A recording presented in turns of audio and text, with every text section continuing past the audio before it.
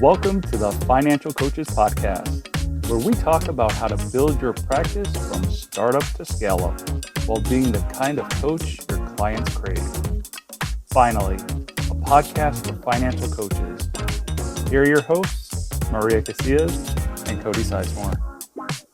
Alrighty, well, welcome back to the Financial Coaches Podcast. And today we are going to take another listener question and talk about that as our topic today. I love that these listeners are writing in, Cody. Let me just throw that out there. I think that's so fun. Yeah, I think it's super cool. Not only does it help them kind of get some answers or questions answered, but it's also just cool for me because I just like connecting with coaches. It's just cool to like learn from other coaches and to see like what they're doing and try and help each other because we're not in competition. There's way too much. There's way too many clients out there that need help. Amen to that. So, it's always just a real blessing to help each other, which is great. Yeah. So this individual's name is Kim, and she reached out to me, and basically she said that she's having some struggles with the client in particular, that is kind of dealing with a crossroads as to like what she actually kind of wants. And what I mean by that is like, she wants to work on, paying down her debt and, buying a house and all these kinds of things. But at the same time, she's also having some hard times letting things go that had been normalized in her life before. Like what? So, like certain things, like, I guess like a expensive lifestyle, like having like the best clothes or, going to the nicest restaurants and, even like, paying for a really, really nice housekeeper when maybe she could find someone cheaper or even do it herself.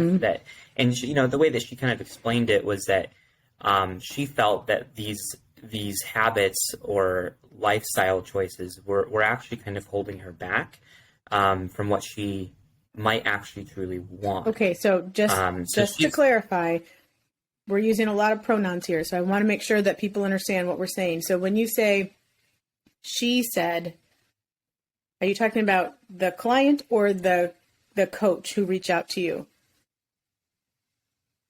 The coach. Okay, so the coach has said that the client's lifestyle is impeding on the client's goals. Okay. Yeah, and just like the success of them. Okay. She feels like maybe it's causing her to be held back from it, or maybe just having her growth stunted. Okay. All right. Thank you. Yeah. So that's what we're going to talk about today. Fantastic. Because, I know I've run into this myself as well. And, there's certain things that we can do and help clients kind of dig a little bit deeper and see, what they actually want and why they want it and devise a plan to try and get there. Awesome. So. Cool. So when this coach reached out to you, Cody, have you had I'm assuming you've had an opportunity to respond? That we're not just responding on the podcast, right? Okay. So those of you who are trying to get a hold of us, we're not going to just, ignore you and then address it on the podcast. So do you know what kind of personality she has? Do you know what kind of coach does she have a certain approach that she uses with her clients? What do you know about her that you're able to share with us? Yeah.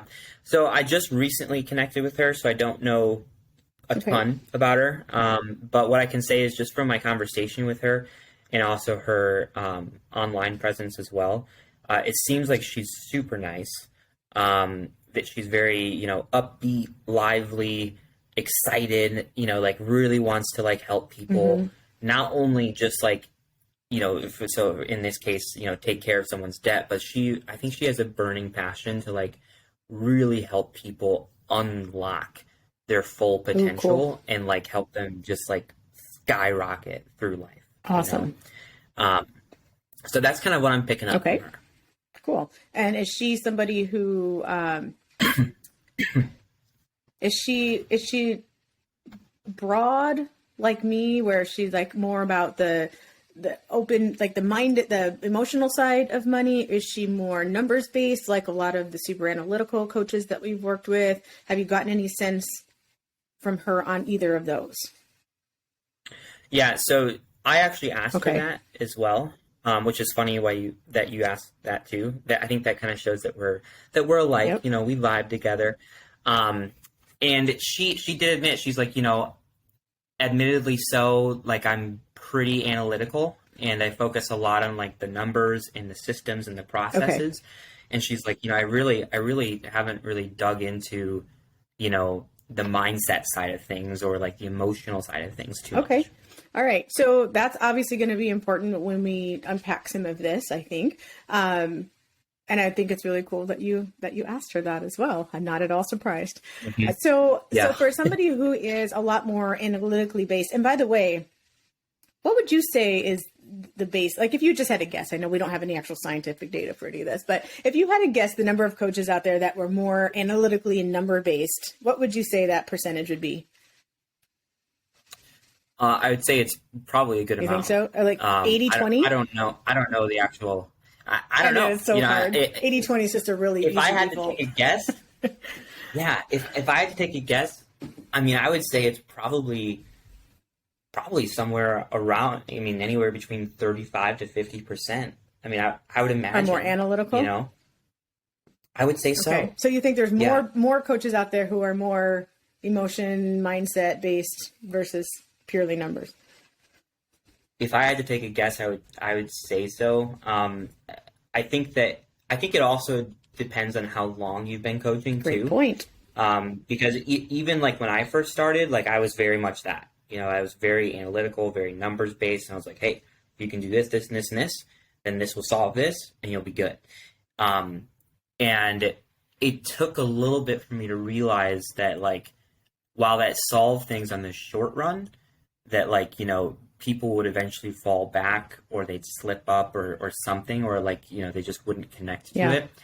And I noticed that and I questioned like, why is that happening? And I found out that like, I really need to get behind the numbers and address some underlying things in order for them to like really stick. And that's when I made that cool. shift. So maybe if you're looking at just straight beginning coaches, people who are just starting out or in that idea phase, maybe more of them are more analytically or numbers based, but as they progress and have more and more experience in front of clients, they start to morph, if you will, into more of the mindset and emotional side. Yeah, I mean, everyone's different, but I would say based off of personal experience, I think that's probably correct. Okay. Cool. Yeah. I think it's really neat. I'm only asking because it's like, we kind of need to know where, like what approach the coach has, because that's going to ultimately have us go, where's the question that they're asking? Like, what are they really wanting to know? And when you were talking about the coach's client, I'm trying not to use she's because they're both women. And so that pronoun's just going to get us really screwed up here. But when the coach's client has a lifestyle that she has become accustomed to, it sounds like, and the coach believes that that lifestyle is getting in the way of the client's goals.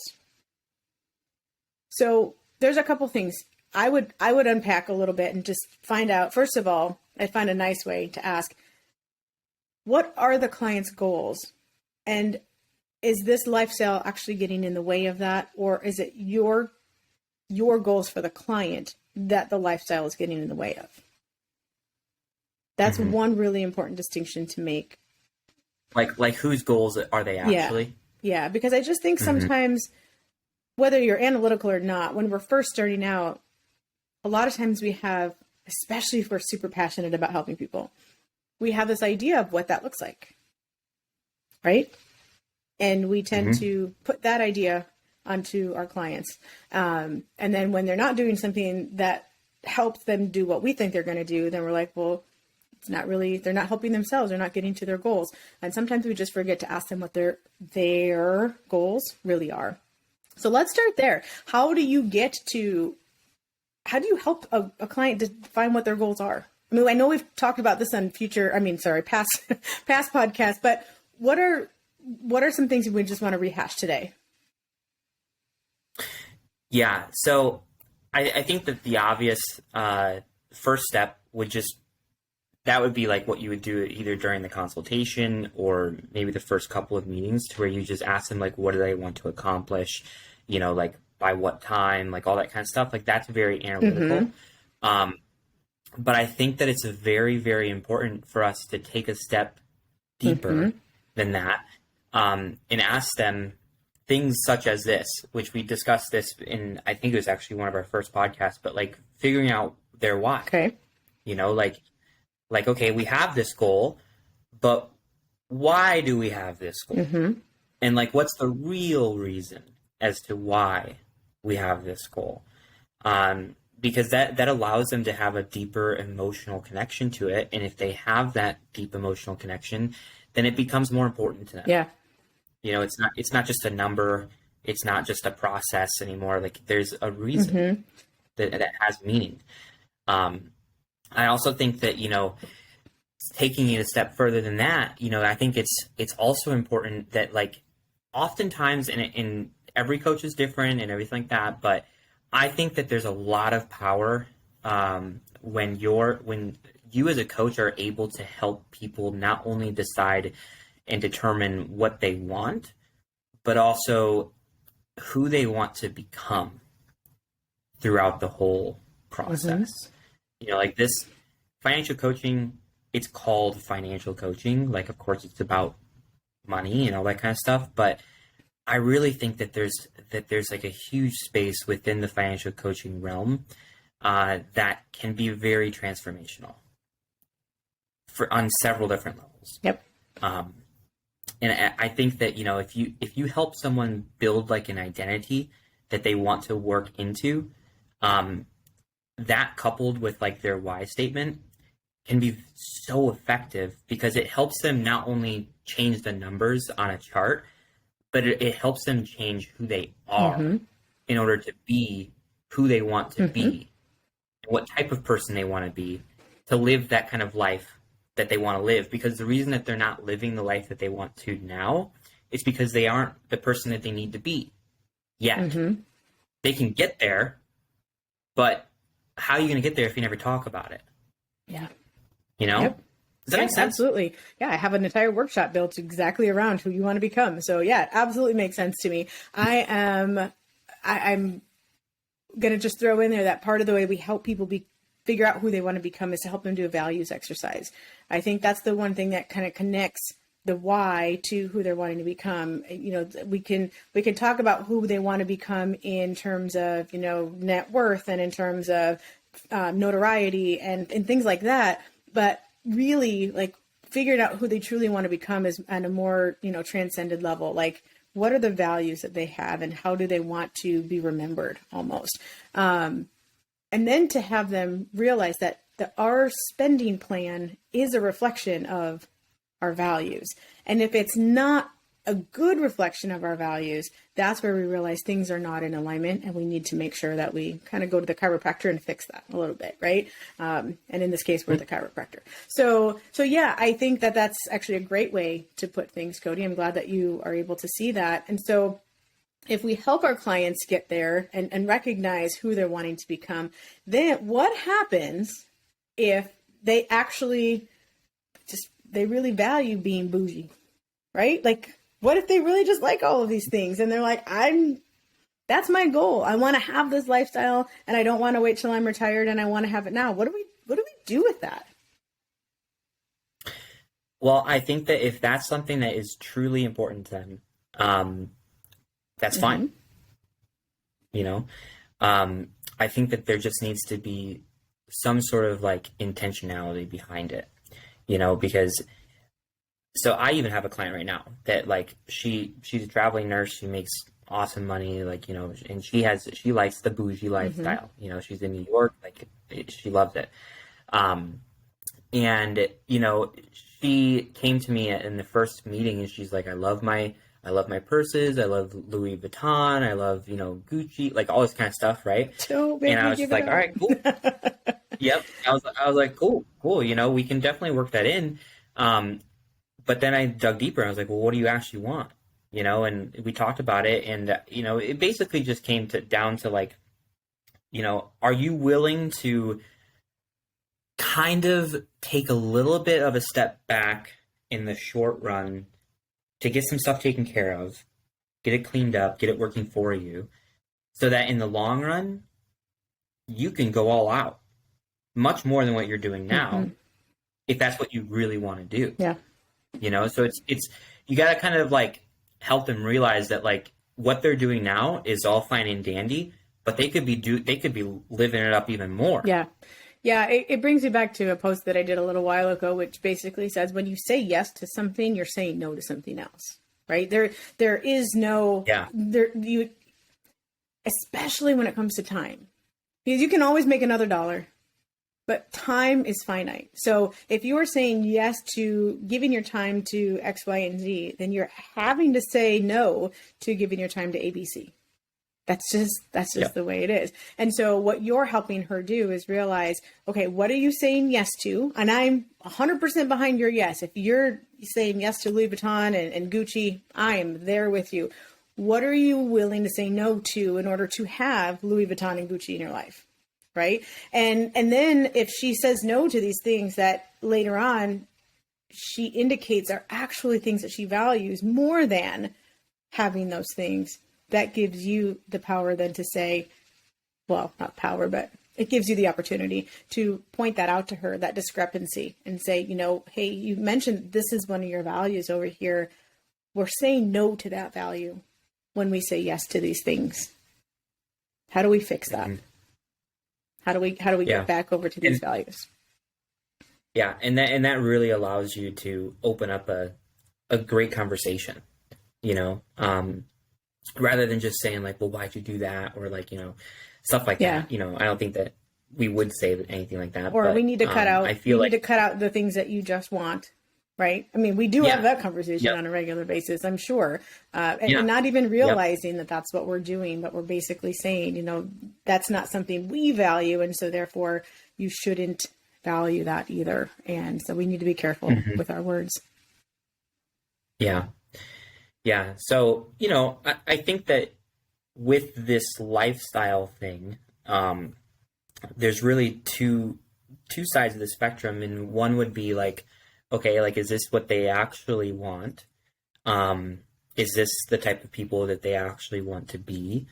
And, why is that? I think that that's a huge component that needs to be discussed. And really dug deep on. Like, it's not something you can just kind of talk about for 5 or 10 minutes. Right. Like, it's something that you should really dig deep on, and even over the course of a few sessions, and that's fine. I think that's like that's really valuable. Yeah, it's foundational. Yeah, 100%. And that's something you can always go back to. Like you said, like you can always go back to it. If she's having a hard time, or, if there's a bump in the road, you can always go back to it, remind them, ground them, and just get them refocused. I've even gone so far, Cody, as to take pictures of, like, I have you can see behind me the little Post-it thing that's back there on the wall. I actually, when they're in my office, or if we're doing this virtually, I'll have that available, and we'll actually write things on there. And then when we're all done with that and they've listed their values on there, I'll actually take pictures of it and send it to them, so that when they're like, oh, I don't remember what we wrote. Okay, well, reference this text that I sent you on this day. And then they're able to go back and actually see that for themselves. So if they're in my office, they put it in their own handwriting, because that's way more powerful than having it be in my handwriting.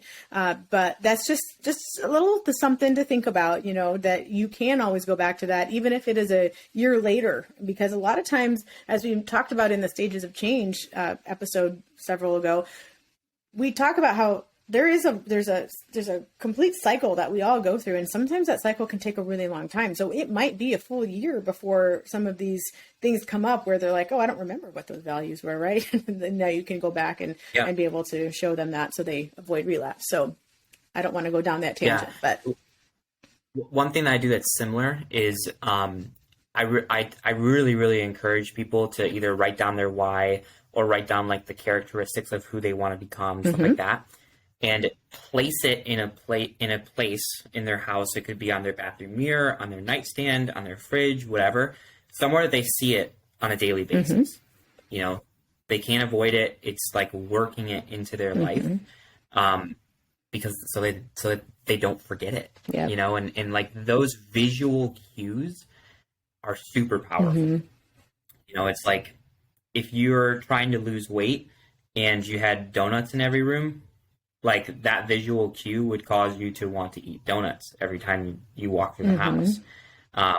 But if you're trying to lose weight and you have like, you know, these motivational quotes around the house, or you remove the donuts or something like that, that you see on a consistent basis that keep you on track, that's going to be a constant reminder, you know? So that's one thing that I help people do, is like, I really am a strong believer in just visual cues, because I think that they serve a really big purpose. Yeah, I agree.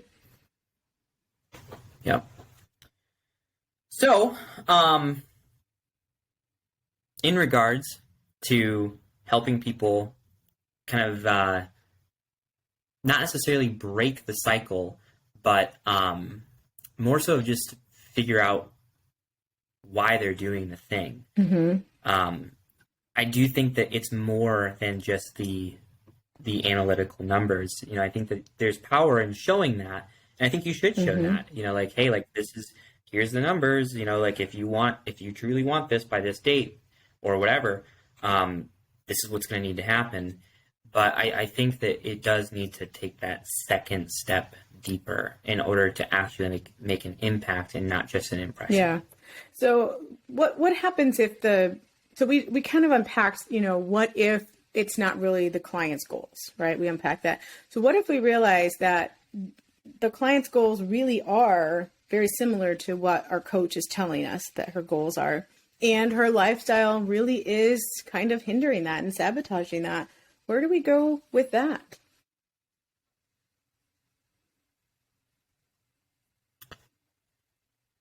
I think it just goes back to having those conversations.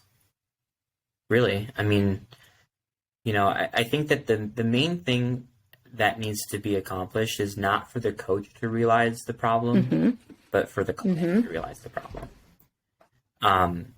Because oftentimes, you know, if a client is repeating these actions over and over and over, maybe they're aware of it, but they don't understand the gravity of it, you know? So now we're actually moving out of the realm of just values, and we're looking more at patterns of behavior. We're looking at the way that we think about money, the way we feel about money. So if this person is saying, you know, hey, these are some of the things that I want, my values are over here and my current spending habits are right here. This is where my lifestyle is. And there is dissonance. There is some conflict there, some friction. I would probably start unpacking, what does the lifestyle represent for that client? You know, is it like, what was there? Is it status, or is it right? Pleasure, you know, like what would it be?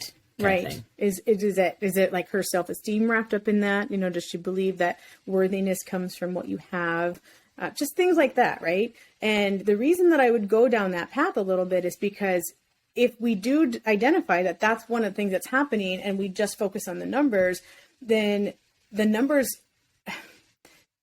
like you said earlier, it's only going to be a temporary fix.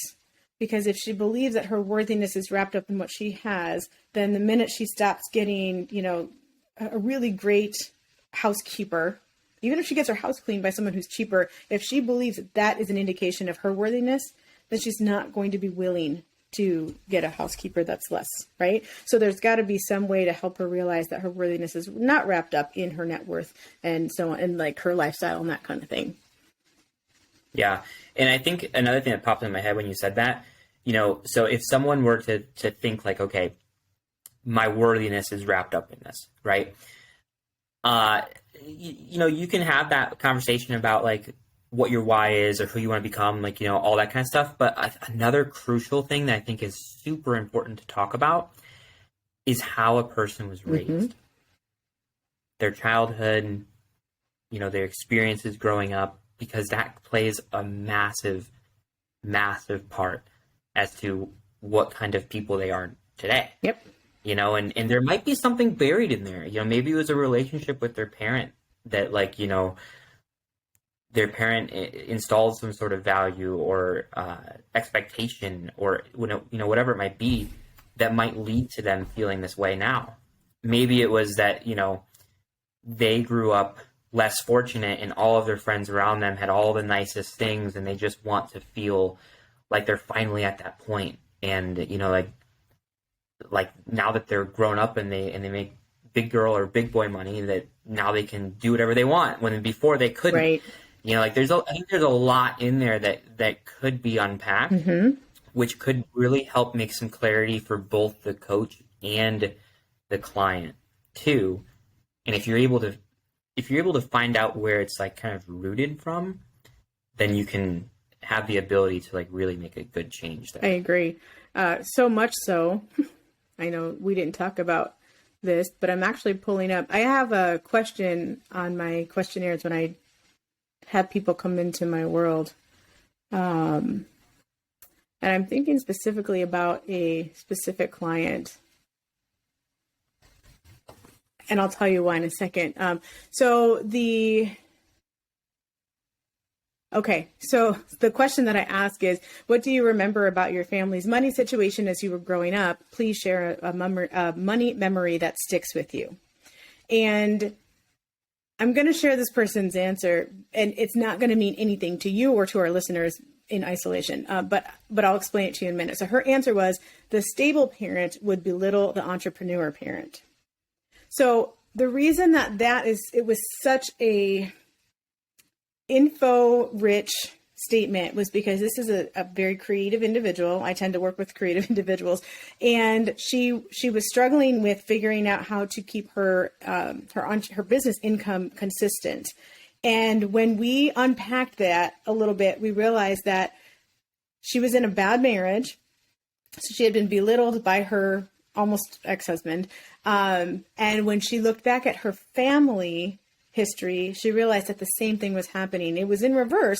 The father was actually the entrepreneur in that relationship, and the mom was the one who was always belittling her. But she always kept that vision. And so she was like, I always feel like I can't go out and be the entrepreneur that I want to be. I need to have something stable because the other spouse, if you will, is going to belittle what I'm trying to do. That one question brought up so many things. And when I sat down with her it was actually her first actual session, we unpacked this a little bit, and she got so many ahas from it by that one little question. So yes, I do believe that we absolutely, whether you think that it's an issue or not, throw that question into your mix. Find out, just because you never know what one memory they're going to give you, right? You can give them an example and they might say something that had money, but this one didn't even have anything to do with money. It said the stable parent would belittle the entrepreneur parent. There was nothing in there about spending. There was nothing in there about fighting. There was nothing in there about communication.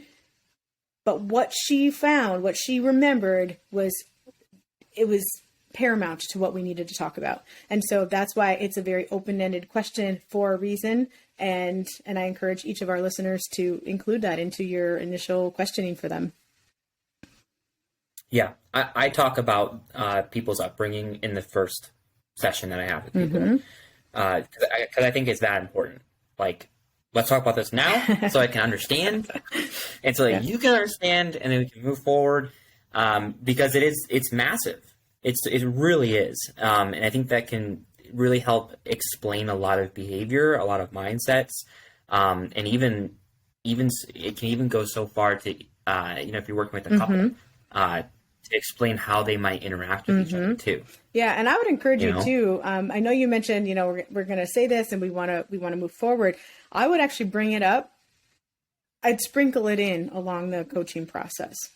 Just ask again. Hey, tell me one memory that you have from growing up as a child. They may give you the same one. They may say, Cody, dude, you're losing your mind. You asked me this a month ago, but they very well may come up with a different memory. And the memory that they're coming up with is a very strong indicator of where they are right now. So if I had asked that girl that question 5 months ago, she would have had a very different response. Does that make sense? So I encourage you to just continue to sprinkle it in there. Hey, today, let's go back. Tell me another memory you remember, right? And then it'll kind of give you an indication of where they are. Yeah. Yeah. Well, this has been an amazing topic. And I forget which listener, I forget which listener sent it in. I'm so sorry. Kim. Okay. So yes, Kim, thank you so much for bringing this to our attention today and for allowing us to unpack this a little bit. I hope that you got some really golden nuggets out of what we talked about today. And if you're hearing this and you're like, oh my gosh, I have some follow-up questions, definitely feel free to reach back out to us and unpack it further. We'd love that. And if any of the listeners have questions in general, or if they have a topic that they would like to hear us talk about, you're more than welcome to reach out to us either directly. I think that there's some links in the show notes for our socials, or you could shoot us an email at podcast@newmoneyhabits.com, and we'd be more than happy to hear from you and hopefully help out. So yeah, sounds good. Thank you so much for listening, you guys. Hope you have a great rest of your week, and we will see you next time. Bye. Thank you for listening to the Financial Coaches Podcast, brought to you by New Money Habits and Sizemore Financial Coaching. Submit your questions to our host by emailing podcast@newmoneyhabits.com. Be sure to subscribe to be notified of future episodes and join our growing group of like-minded coaches on Facebook. And until next time, happy coaching. Music provided by Summer School.